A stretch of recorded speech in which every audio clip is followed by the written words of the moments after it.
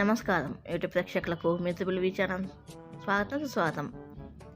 ఈరోజు మనం చేయబోతున్నాం అన్నం మిగిలిందని కుక్కకు పడేయడము లేదంటే బిచ్చగాళ్ళకి అట్లా వేయడము చేస్తున్నాను గైస్. ఈసారి నుంచి అలా చేయకుండా కనీసము నెలకు ఒకసారన్నా ఇలా ఈవినింగ్ స్నాక్స్ చేసుకోండి గైస్ మిగిలిన అన్నంతో. ఇవి చాలా అంటే చాలా టేస్ట్గా ఉంటాయి. దీనికి ముందుగా ఒక మిక్సీ జార్ తీసుకొని దీంట్లోకి 2 కప్పుల మిగిలిన అన్నం వేసుకోవాలి. అలాగే 2 టేబుల్ స్పూన్ల పెరుగు వేసుకోవాలి, గట్టి పెరుగు. ఈ 2 వేసుకొని దీన్ని బాగా మెత్తగా మిక్సీకి వీలైనంత మెత్తగా మిక్సీకి వేసుకోవాలి. ఇలా మిక్సీకి వేస్తే మనకి ఇలా ఉంటుంది చూడండి గైస్. ఇట్లా మెత్తటి పేస్ట్ లెక్క అవుతుంది. దీన్ని ఒక బౌల్లోకి మిక్సింగ్ బౌల్లోకి తీసుకోవాలి. ఇలా ఈ అన్నం తీసుకున్న తర్వాత దీంట్లోకి సన్నగా కట్ చేసుకున్న 1/2 కప్పు ఉల్లిపాయ ముక్కలు, అలాగే సన్నగా కట్ చేసుకున్న కొత్తిమీర, అలాగే సన్నగా కట్ చేసుకున్న 2 పచ్చిమిరపకాయలు, అలాగే సన్నగా కట్ చేసుకున్న 1/2 టేబుల్ స్పూను అల్లం ముక్కలు, అలాగే ఇవి విడిపోకుండా ఉండడానికి బైండింగ్ కోసమని 2 టేబుల్ స్పూన్ల బియ్యం పిండి, అలాగే మనకు ఇవి క్రంచీగా రావడానికి 2 టేబుల్ స్పూన్ల బొంబాయి రవ్వ, అలాగే రుచికి తగ్గట్టుగా సాల్టు, అలాగే 1 టీ స్పూను జీలకర్ర. ఇవన్నీ వేసుకొని బాగా కలుపుకోవాలి. అలాగే కొంచెం సన్నగా కట్ చేసుకున్న కరివేపాకు, ఇవన్నీ వేసేసుకొని బాగా కలుపుకోవాలి. అన్నీ బాగా కలిసేట్లుగా చేత్తో కలుపుకోవాలి.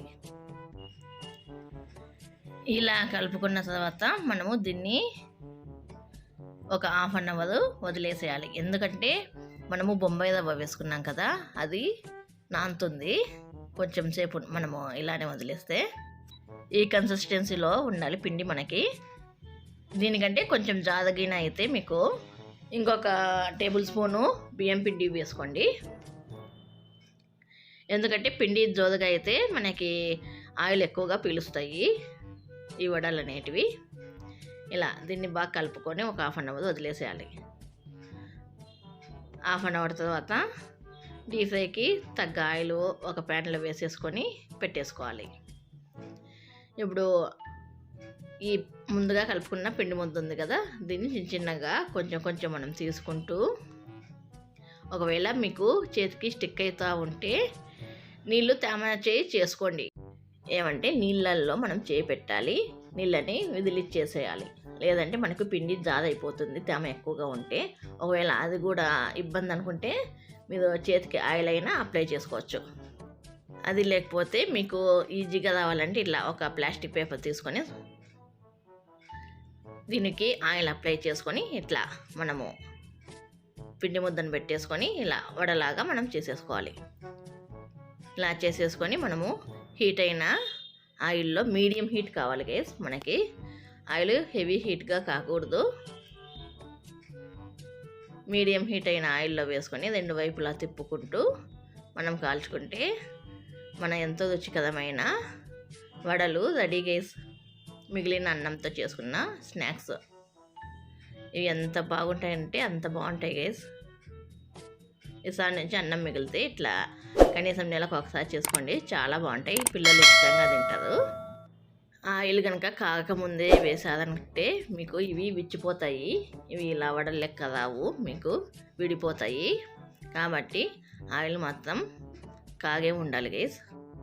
ఇలా అన్ని వడల్ని 2 వైపులా తిప్పుకొని కాల్చుకొని ఒక ప్లేట్లోకి సర్వ్ చేసుకుంటే మన వడలు రెడీ గైస్. ఇలా గోల్డ్ కలర్లోకి మనకు రావాలి.